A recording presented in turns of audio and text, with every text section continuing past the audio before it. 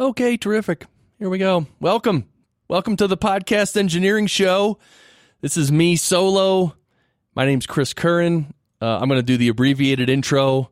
So I produce podcasts. I'm an audio engineer, and I've been in the podcasting space for a while, and I noticed the huge lack of audio skills. So I started a school, Podcast Engineering School, which the next semester is coming up soon. Every quarter we have a semester. And and so this is the show where you can learn a lot about the basically the audio engineering aspects of podcast production, and you can make your show sound a lot better. Usually Barry is with me, but I don't have my sound clips today because this is the stripped down Chris solo version of the show. Today, I'm gonna talk about the microphone that I just bought a few weeks ago, the Sennheiser MKH-416, and I'm going to talk about a bunch of other stuff too, including, well, I have some clips too, by the way, clips of the 416. Right now, you're hearing me on my normal mic, the Electro Voice RE20, and it's going through my normal signal chain, which is my channel strip into my Mix Pre 6 and into the computer, recording into Audio Hijack. And so I'm going to play you some clips of the 416. Also, I'm going to we'll talk a little bit about Auphonic multitrack and an interesting little production choice that a lot of people have. Also, today I was producing an episode where there was a little problem. I'm going to tell you about the problem and then how I fixed it, sort of. And I have a few announcements, which I'm going to save till the end, because I know everybody wants the content. Get to the content, Chris. Shut up. Excuse me. Shut up. We don't care about the we don't care about you. Get to the content. All right. Well, first of all, before we get to the content, it's been really nice having some time off over the past few weeks for the holidays. And by the way, I wish you a happy 2019. But more so, I wish you a prosperous 2019. But the most so, I wish you a healthy 2019 for you and your family. Really, this is the year to make stuff happen. In fact, one of the things I'm going to tell you about near the end of the episode is a little getaway I took on my own to get some clarity and to set goals for 2019. All right, so the Sennheiser MKH-416. This is a microphone. It retails for $1,000. I recently got it with a $200 rebate from BSW, an instant rebate, so I got that. And like I said, I have audio of this mic. I'm going to play that in a little bit. And this is not like a formal review of the Sennheiser MKH-416. I just got this mic. I played around with it a little bit, and I have my initial reactions and I have my initial use cases, right? How I'm actually using the mic. This is not an in-depth review or anything like that. We'll let Bandrew from Podcastage do the in-depth reviews where he goes over everything. Although I am going to go over quite a bit. So maybe I'm selling myself short, but it is a condenser mic. It's a shotgun mic, so it's it's about what? Well, wait, the dimensions are here. It's 9.84 inches long, and it's really skinny. It's 3/4 of an inch around, basically, like a diameter. So it's long and skinny. It's a shotgun mic.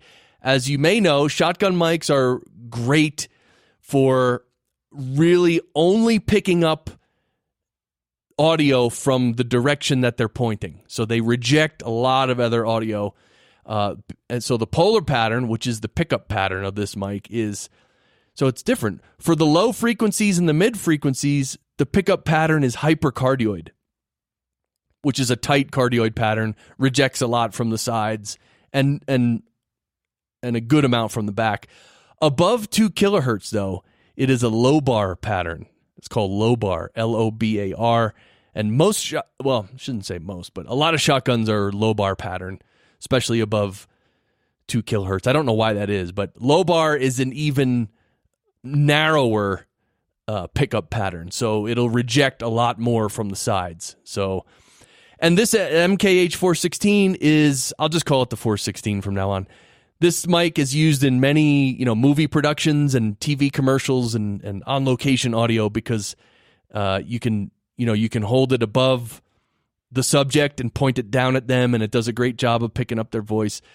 Frequency response 40 hertz to 20,000 hertz. 40 hertz. So, what always gets me about the frequency response, like if you go to B&H, which I normally buy stuff from B&H and Amazon, but if B&H has pretty good specs for all the gear and stuff, they have a nice way that they lay out the specs, and it's pretty uniform for each different mic and everything like that. But if you look through the specs, there's microphones that are cheap dynamic microphones, and for the frequency response, it'll say 20 hertz to 20,000 hertz, which, as you may know, that's the entire spectrum of human hearing. And so I think I've talked about this before, but although it is true that the microphone does pick up all those frequencies, that's not what this frequency response specification actually means. It's not does it pick up all frequencies that the human ear can hear? That's not what it means. It's supposed to be plus or minus 3 dB. So, for instance, for this one, the 416, once the frequency goes, for frequencies below 40 hertz, they're more than 3 dB below the zero line. So that's where it starts to trail off, right? It starts to go, the volume of those low frequencies starts to trail off at 40 hertz. And on the top is 20,000, and I believe that because this mic really, the mid-range and the high-end clarity is just awesome. It's got a lot of dynamic range, really good signal-to-noise ratio, and, from previous episodes, that this mic really stands up to the weather and moisture. It's hard to put this microphone out of commission. It just always works. So it's a condenser, so it does need phantom power, 48 volts, and it says plus or minus 12 volts. So I know some units they'll give 48 volts, some will give 36. So anyway, but 48 volts phantom power is the standard. Of course, it's an XLR connection, so a regular mic cable. There's no pad, and there's no low frequency roll off. There's no buttons or switches on the mic at all. None. Mainly used for film, radio, and television, especially for outside broadcast applications. Anyway, those are some of the specs. The quality of this mic is awesome. I mean, this is a renowned mic. Mike DelGaudio uses one, and he loves it. I don't know if that's his main voiceover mic, but Mike DelGaudio does voiceover, and he has a YouTube channel, which is awesome. He's been on this show too. It's been a while though, and I haven't spoken with him in a while. But Mike DelGaudio, he actually has a bunch of good videos on the 416, comparing it to other mics and everything, like other microphones and stuff like that. So, but the quality is just it's. I mean, look, it's $1,000 microphone, and it's made by Sennheiser, and it's just renowned to sound really good. So the clarity in the mids and the high end is really astounding. And it has a really nice smooth low end, a nice smooth, accurate, tight low end. It's not muddy and all that. And apparently it also doesn't have much of a proximity effect. So whether you're 1 inch from it or whether you're, let's say, a foot from it, like 1 inch versus 12 inches, there's not going to be much difference in the low frequency that's captured. Like, for instance, the RE20 that I'm using, I'm always right up on top of this mic. Like, literally my lips are probably 1.5 inches from the mic, because this mic has a nice proximity effect. And when I get real close, it sounds real nice and my voice sounds really full. But if I'm going to back up about a foot right now and I'll keep talking and you'll see the difference. And also the HVAC unit just came on way in the background. All right, this is about a foot away. Yeah, oh yeah. See, are you hearing that low end? No, I don't think so. I'm going to come back closer. Oh yeah, now I'm back, right on the mic. See, what a difference? All right, I also got an accessory for this mic, I got a little shock mount, which is cool because you can put the shock mount on any regular mic stand, and then the mic sits inside the shock mount so it doesn't, get rumble from the floor or from a desk or anything like that.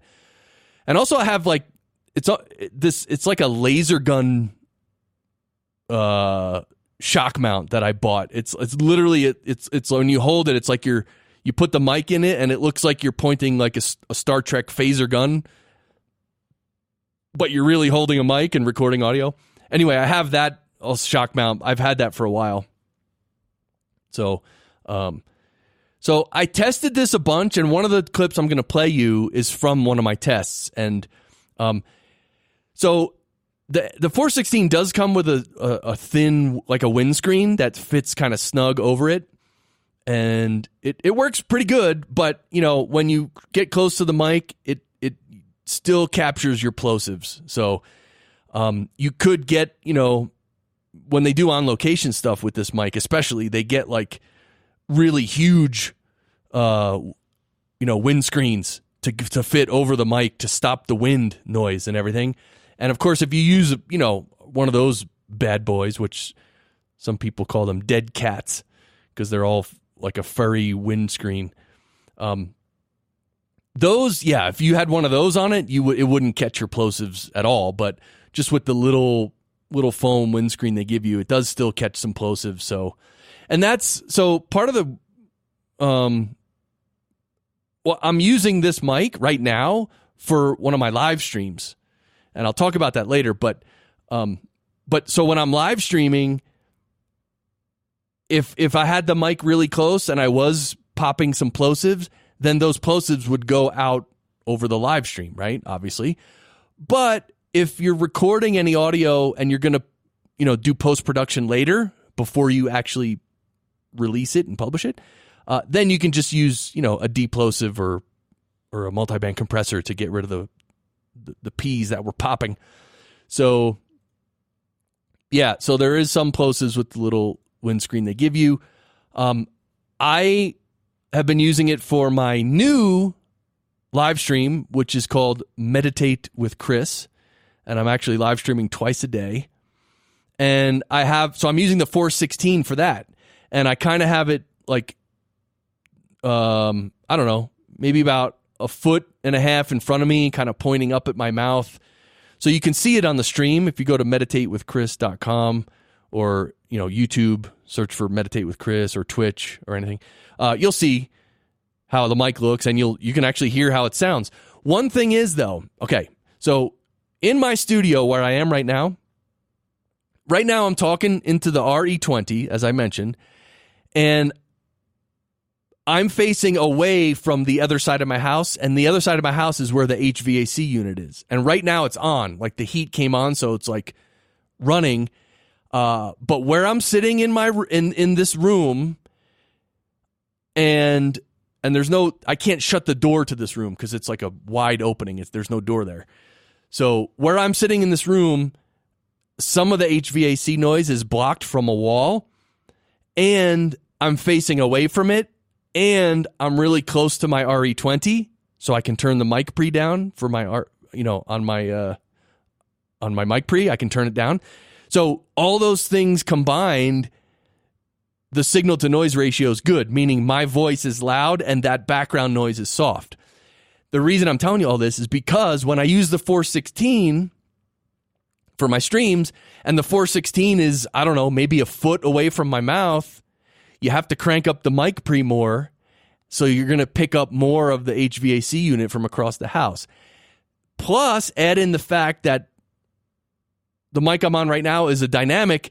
The 416 is a condenser, so it's much more sensitive as well. Plus, the fact that where I'm sitting and using the 416 for my meditation streams is like 6 feet or 7 feet away from where I am right now. And so when I sit over there, it's right in line with the HVAC unit. There's no wall blocking it. Like, it's still a good 30 feet away, but like there's no wall blocking it. So all those things combined, when I first, like on the first or second, first couple streams with Meditate with Chris, I was, picking up a lot of my HVAC background noise. So anyway, so this is the common takeaway, is that with condenser mics, they're much more sensitive and they will pick up a lot more room noise and background noise. And that's one of the reasons why the Blue Yeti is not always the best choice of microphones, right? Although, well, anyway, you know my feelings about the Blue Yeti. So do all my all my alumni from Podcast Engineering School. So I'm running.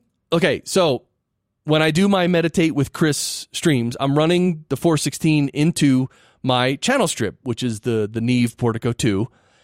And normally, so right now with the RE20, I'm running it into my Portico II, and obviously I'm using the mic pre, because every mic needs a mic pre. And then the only other processing I'm using on the Portico II is a little bit of compression, just to tighten it up a little. That's all. But when I do streaming, I do things differently. And so specifically what I've been doing for the 416, when I'm streaming, Meditate with Chris, I'm running the 416 into my channel strip, same channel strip, Portico II. And obviously I have to turn on phantom power or else the mic wouldn't work. So I put on the phantom power. And since, even though I said before that the 416 doesn't have a huge proximity effect, still, when a microphone is like a foot or 2 or 3 away from a source, and from a human voice source, let's be clear on that. The mic doesn't pick up a lot of low frequencies. So what I'm doing with my Portico II is I'm really boosting quite a bit of low end at 220 hertz shelving. So from 220 hertz and below, I'm boosting that quite a bit, like maybe even like 6 dB. And it just adds a fullness, right? It just adds a fullness. And that's with any mic. Even whatever mic you use, if you put it like a foot or 2 away, the way it picks up a human voice, it's not going to have a lot of those really low frequencies to make it sound really full and beefy, right? So one thing I'm also doing, so I'm adding a bunch of low end, but I'm also rolling off from 80 hertz and below. So because from 80 hertz and below, or 60 to 80 hertz and below is really low frequencies, and if you just roll that off a little, it just clarifies the sound. It's kind of subtle, but it really does. It clarifies the sound. I'm also using the Blue Silk mode, and I'm also using my usual amount of compression. So when I live stream, I like to, process it a little more because, hey, it's going out live and that's it. It's live. I'm not going to be able to do any post-production later. So, all right. So now I'm going to play some clips. And the first clip I'm going to play is the Audio Technica 8035. That's another shotgun microphone that especially Alex Bloomberg from Gimlet takes with him, and he recommends when people go in the field and record interviews, he brings an Audio Technica 8035. So that's a shotgun mic I've had for several years now, and I liked it. I actually brought it to Podcast Movement last year when we streamed live, and it's a good mic. It's a good shotgun mic. I think it costs around $275 or $290. Something like that. It's a good shotgun mic. So I recorded a comparison between that 8035 and the Sennheiser MKH-416. And in my test, I didn't use any compression or EQ or nothing. I did plug it into my Portico II just to use the good mic pre, but I didn't use any compression or EQ or nothing. So it's flat. It's just, there's nothing on it. So let's play that clip now. I believe I start with the 8035, and then after a little bit I switch to the 416, and I announce when I'm doing that, so you'll hear that. But so you can hear the difference, and you can rewind and listen to each one again, and try to hear the difference. So all right, let's hear that. Okay, this is the Audio Technica 8035. All the settings are the same. It's just the Portico II mic pre, and it's one big hand distance away from my mouth. It's pointed right at my mouth. Again, this is the AT8035. And I'm just talking at normal volume, and I'll be able to see the level difference. Looks like the Sennheiser might have a higher output. And also the quality of the voice. I want to hear that. I know previously when I tried the 8035, I really liked the crisp quality, and I'm assuming the 416 is that and even better. Maybe just smoother and stuff like that. This is the MKH-416. I'm one large hand away from it. It's pointed directly at my mouth, and I'm going to test this along with the Audio Technica 8035. So I'm going to the Portico II is just using the mic pre at, I believe, plus 42 dB on the mic pre, and Muller's on the phone upstairs talking. I don't know if you can hear that. All right, so you probably heard quite a difference, right? To me, it was shocking when I first heard the difference, because the 8035, I really liked it. And to me, it sounded really clear, just sounded great. But when you put it next to the 416, the 416 is just so much more clear and present and realistic, I think. I don't know how else to describe that. How would you describe that difference? So I don't know how to describe it. And the other thing with those two clips and the next clip I'm going to play you, I'm not going to run them through, like when I normally produce episodes of this show, I sort of run it through a mastering process where I use a multi-band compressor and a little bit of EQ and limiting and stuff like that. A little bit. Those clips did not run through that. I'm not going to run them through that. So you heard the raw audio, and that's without any compression. And the other thing you can hear when you listen to that clip with those two mics is that without compression, the voice just sounds a lot wimpier. It's just wimpier. So compression just brings it closer, makes it, more full sounding to me. To me, that's what it sounds like. All right. Now the next clip is me. This is from my live stream with Meditate with Chris. So just like I described before, I use the 416 and I run it through my Portico II with all kinds of, processing, EQ, and all that, what I mentioned before. And so what I did is I took one of those the video streams, and I took out some of the audio, and it's pretty short. And so I'll just play that. And again, I did, in the process of streaming, this did run through my Portico II, and I did process it, like I said. But that's it. There's no other post-production. So, and so, yeah, it'll sound different, and you'll hear, it'll sound different. Let's just play it. Let me let you hear it first. Okay. Here it is. Yeah, it's always good to open your eyes slowly after meditation. So if you do have any questions, you can type it into the chat now. Now we can move on with our day or night, depending on what time it is for you. Yeah, I don't have many words, so thank you.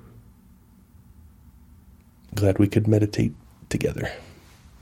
All right, so that was different, right? That was much more full sounding because, again, I was adding a lot of low end, and I was compressing it as well.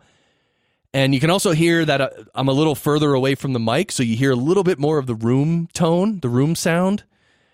And yeah, and there is some background noise, although the HVAC unit was not running during that section of the clip. So there you go. And again, if you might want to rewind and listen to those sample clips, because sometimes when you hear something once, it's okay, you can sort of hear the difference, but if you listen to it a few times, you can start to pick out the differences. And also, you may want to listen on either good speakers or good headphones or something like that. I mean, if you're using a cheap pair of earbuds, it sometimes it's hard to, distinguish the quality differences between different mics and different things. So All right. Well, now moving on to my few other announcements. Well, one announcement and then two other topics. So I started on January 1st, which was 2 days ago. I started putting out a daily blog. It's like a mini blog. It's like a very short post. And it's called the Daily Goody. And it's really about helping podcasters and podcast editors and podcast producers to, slowly but surely learn more about audio. It's just like, different lessons and tips about audio production every day, like little tiny bite-sized blog posts. I mean, this isn't, each one is just a simple little idea, maybe with an example, but really short, really simple. Don't expect too much from these, all right? Don't read it and be like, oh my God, he explained one tiny thing. That's all. Like, that's all it's supposed to be. The point is, every day, if you learn a little bit every day, over time it adds up. So, and my plan, as you know, in the past, I mostly on this show interview guests, right, about their production setups, about their equipment, their workflow, everything, right? And it's awesome, right? I love going through people's whole production and finding out what they do and when they do it and why they do it. It's really cool. So for this, and for the past, 3, 4, 5 months, I've been putting out episodes every other week, right? Because every week, just for me and my schedule, it got to be too much. And a lot of people experience that in podcasting, right? Weekly, putting out a show weekly is no joke. It's really not. Especially if it's like a part-time thing you're just doing, right? If it's your full-time job, that's different. But so I've been putting out interview episodes about every other week. So now my plan for 2019 is to put out, same thing, the interview episodes every other week. But in between those, I'm going to put out little shorter episodes with me sort of talking about some of the daily goodies that I'm going to be putting on the blog posts and stuff. So, the interviews will be about an hour long as usual, but the episodes in between will probably going to be a lot shorter because it's just going to be me, talking about some audio training stuff and different concepts and stuff like that. So, I'm hoping it's going to be valuable. I know if you're into audio and you want to learn, it'll be really valuable. So anyway, that's the plan for 2019. So I was talking to someone earlier today who shall remain anonymous about, about producing episodes. And it's really amazing how many different ways there are to produce podcast episodes. So one thing that that I do, if you've been listening, but if you don't, I'll tell you. Before I bring in my raw audio tracks into my DAW, like let's say I do an interview with me and Joe, before I bring my track in and Joe's track into the DAW, I use iZotope RX7 to clean it up. I clean it up. I use any de-hum. I use any de-noise, de-plosive, and also I set the overall level to minus 23 LUFS for each voice. And the reason I do that is because then when I bring those tracks into Reaper, which is my DAW, the DAW that I use, I know that the raw tracks are the same level and that I know that they're a good level. They're not too loud or too soft and all that stuff. So that's how I do it. The gentleman I was speaking to earlier today, he did something similar, but instead of using iZotope RX7 to clean it up and level it, he was using Auphonic Multitrack to do the same thing. And I thought that was interesting, right? Because RX7 is expensive, right? Well, it's still on sale for $800. And which, by the way, it's normally $1,200, and podcast engineering school students and alumni get a 50% discount off that. So it's crazy. So some people actually attend podcast engineering school just to, not just to get the iZotope RX7, but that's a real, you save a lot of money right there. Mm-hmm. So I thought that was an interesting way to use Auphonic Multitrack because it does the same thing. It takes each individual track and you can have it clean it up and denoise it and spit it out at the same at a specific LUFS level. So it's pretty cool. Anyway, I thought I'd mention that. That's one of the points I wanted to mention. Another point was an episode I recorded earlier today, and I actually did my what would you call it?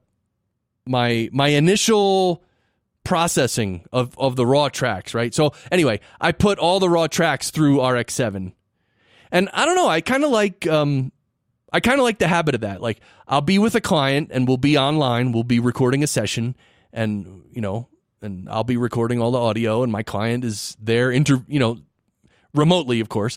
My client is interviewing their guest, and I'm sitting there recording everything and all this. And then afterwards, I download all the files, and then of course I archive all the files, because the first thing you always back everything up, right? Immediately. Okay. So I back everything up, but then sometimes immediately, because I just heard the raw recording, sometimes I will bring all the raw tracks into RX-7 and do my little pre-processing right there. So because it's fresh in my mind, like if they need a deplosive or need a denoise or anything like that. So what I did, anyway, that's normally what I do. Today's session that I'm talking about right now, there was a woman who was a guest from a foreign country, and she kept dropping off. Like, she would disappear, and then like a few minutes later would come back, and then we'd have to literally start, back up a little, start again, and all this stuff. And so she had 3 big drops where we literally had to stop everything and then start again. So with three drops, that means the whole episode was cut into 4 pieces for her, right? So because there's 3 cuts, and that makes 4 pieces. So the last piece, this is the whole reason I'm telling you all this. She sounded the same for the first 3, but somehow when she reconnected for the last piece, the 4th piece, she sounded different. She sounded further away, and there was also a lot more background noise. Now, this woman was using her laptop microphone. So of course, before we started recording, I had to give her the whole training on how, you're in a recording studio now. Any little noise you make is going to show up on the podcast. Please just sit, get comfortable and basically sit still and don't make any noise because you're in a recording studio. Oh, and also, by the way, please always face the laptop. It's amazing how people turn their head. They'll turn their head and they'll be just, they think they can just record a podcast like this. They'll just be talking, and then they'll keep talking, and then they'll come back to the mic, and it's like, wow. So anyway, I told her all that, and she pretty much did all that for the first 3. But like I said, somehow the last quarter of this interview, she sounded way different. So what I did when I did my pre-production in RX-7 was I actually processed that 4th piece a little differently. I added a little presence because it sounded much more dull and muddy. I added a little presence. And I was going to run the noise reduction, but you might know that when you use noise reduction, it really affects the clarity of the audio. And her track for the last quarter of the episode was already like more dull. Like, I was already trying to make it more clear. So using noise reduction just wasn't really an option, because I would have made her sound dull. It would have really sounded dull like that, like really dull like that. It would have just, ruined her voice. So anyway, I thought that was interesting that even within one person's recorded track, you can, if you need to, process little bits of it differently. Anyway, also, if you or anyone wants to be a guest on this show with me, and if you have a really cool, podcast production setup and some decent equipment and want to talk through your process, let me know. I'm looking for guests. And if you know anybody, or even if any of your favorite shows, maybe send them a note and say, hey, look, your show sounds great. You should have your podcast producer be Chris Curran's guest on the Podcast Engineering Show. Like, any help you can give me, I would really appreciate, because I'm looking for guests, and it's time consuming to find guests and book them. And so anyway, if you have any suggestions, I would really appreciate it. One Were you aware, I should say, were you aware of the Podcasters Lounge? Were you? Because anyway, I started streaming the Podcasters Lounge about 3 months ago because I wanted to get into live streaming. And I was like, hey, let's do a Podcasters Lounge. Let's spend 2 hours every Wednesday evening just hanging out, talking about stuff. Some of it podcasting, some of it life, whatever. Most of it ended up being podcasting, obviously. But I did that for, I think, 11 weeks straight. And I decided to put that on hiatus because it's fun, it's great, and I had some really cool guests. And although it really was not a stream about having guests. I just wanted it to be about me hanging out with all you guys. But I thought having some people on from now and then to chat would be cool. But anyway, I decided that in 2019, putting energy and effort and time into the Podcasters Lounge is not the best use of my time. So I'm going to put that on hiatus. I might restart it. I don't know. It's a great idea. I thought it would be great. I would love for people to, once a week, just come hang out on the stream and chat and ask questions and share stuff. But, as with, it's hard to start anything, right? Whenever you start anything, it just seems like it takes 9 million years for it to gain momentum and sort of pick up speed. So I'm an idea guy, so I always have great ideas and I always want to start new stuff, and sometimes I do, but it's like anything you start, you have to stick with it for years in order for it to really go anywhere. So that's what I've learned over the past, how many years? Maybe 8 or 9 years of being an entrepreneur. And I'm not an entrepreneur at heart, like by nature, I'm not. I'm an engineer. Like I'm into like working on audio and making it sound good and making it awesome and right. I'm not like an entrepreneur guy and making deals and wheeling and dealing and all that. But anyway, I'm learning. So like I mentioned earlier, I just started to meditate every day. Well, I've been meditating every day for a long time, but I decided to start a stream called Meditate with Chris. So if you do meditation, check it out, meditatewithchris.com. I'm streaming to YouTube, Twitch, and Facebook and all that. So you can meditate. I do twice a day, and I might throw in some extra meditation streams here and there. And then you could see the 416 in action live. And you can chat with me there too and ask questions about meditation if you want. So the last thing I wanted to mention in this episode is the fact that about 2 weeks ago, it was before Christmas. It was like the weekend before Christmas.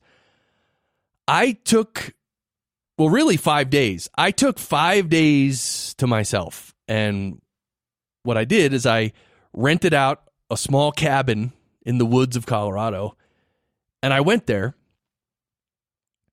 for the sole purpose of having 3 full days, like 3 full days from morning to night, full days. So on the first day I arrived in the evening, and then I had 3 full days, and then on the next day I left. So I had 3 solid full days to work on my goals for 2019.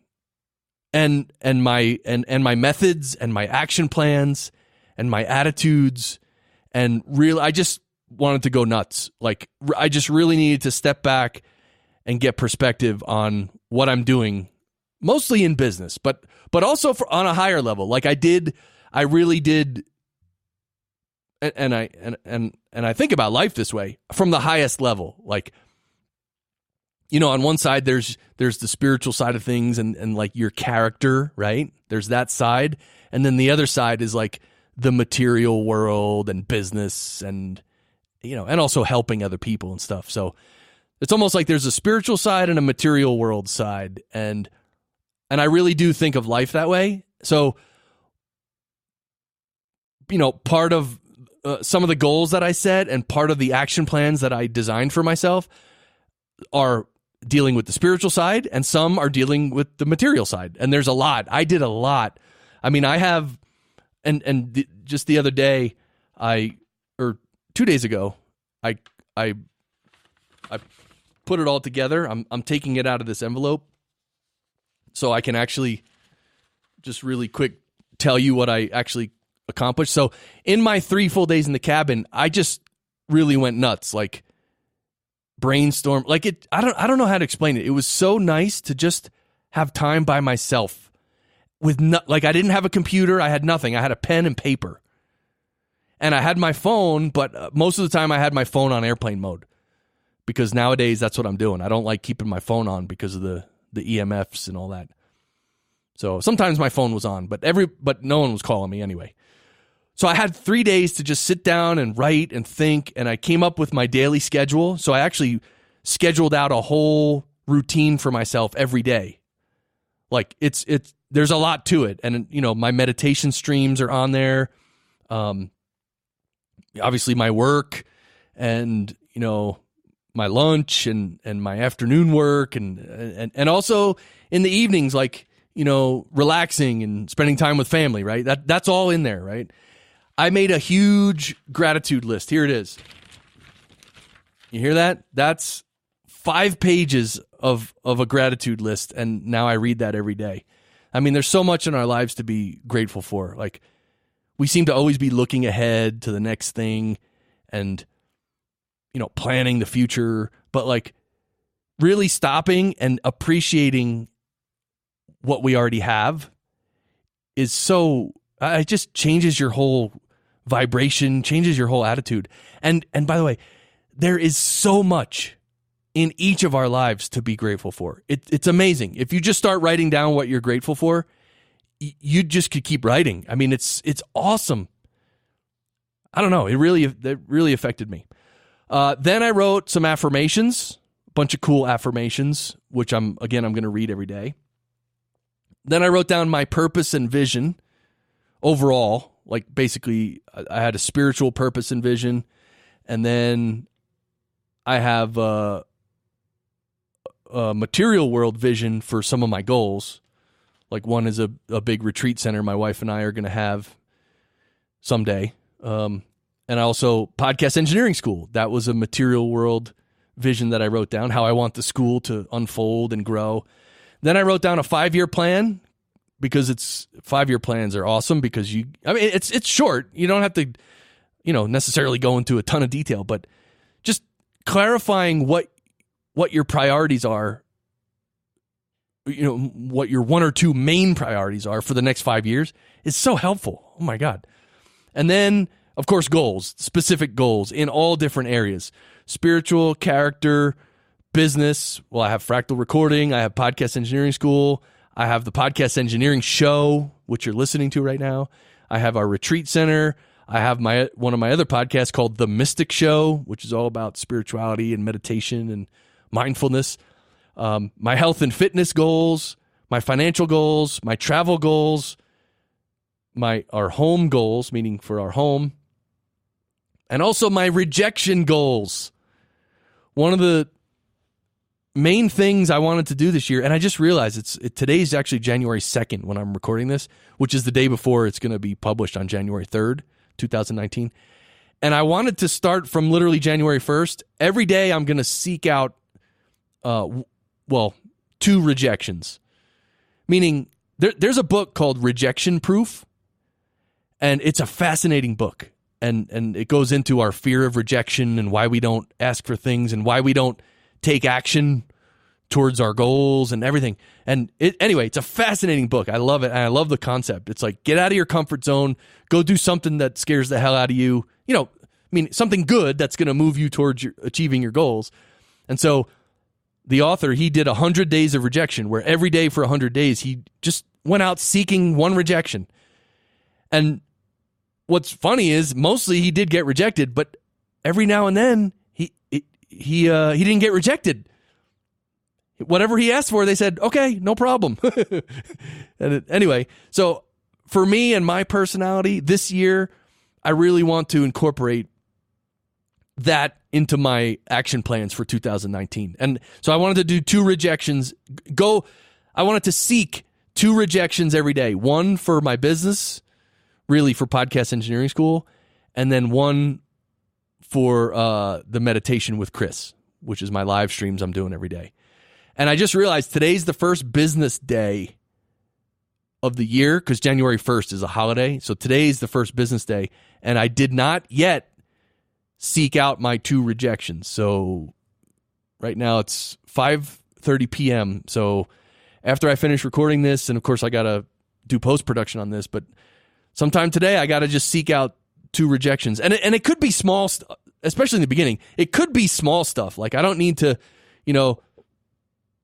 go ask, Donald Trump for $1 million or something, or maybe that's a bad example. I don't want to get political or anything, but you know what I mean? Like I don't have to go for like the biggest rejection ever, just a really small rejection. Like maybe ask someone to be a guest on the show, or maybe ask someone who has, someone who has a big following or a big reputation to be on my show, or to maybe come on the stream and meditate with me. I don't know. Anyway, I'm going to figure it out. That's the point. I'm going to figure it out, but I know I'm going to do it.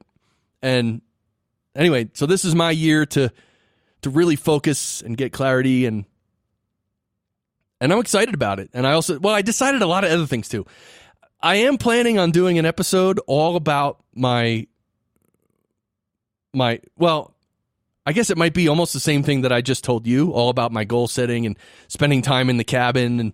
And the other thing I did was I made a list of 24 awesome books that I want to keep reading throughout the year.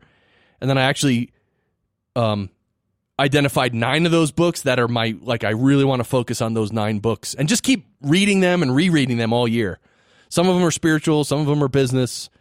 And you know what? In the show notes, I'll have to list those 9 books, right? I just heard many of you asking, "Oh, what 9 books are they?" So I'm going to put them in the show notes. I just made a note for myself. So, well, that's it. That's it for this episode. It went longer than I thought it would, but I hope you enjoyed it, got some good information out of it. Check out the Daily Goody. Check out the next semester of the Podcast Engineering School. You know everything. PodcastEngineeringSchool.com. Anyway, if you have any questions, definitely contact me. And again, if you know anybody who would be a great guest on the show, please just, even on social media, just make introduce me, or I don't know, whatever you can do, whatever you want to do. I appreciate it. Obviously, no pressure or anything like that. So, all right. Well, until next time, you know what to say. Even though Barry's not here, even though my guest is not here to scream it out with me, I'm going to say it really chill today. Ready? Sound great.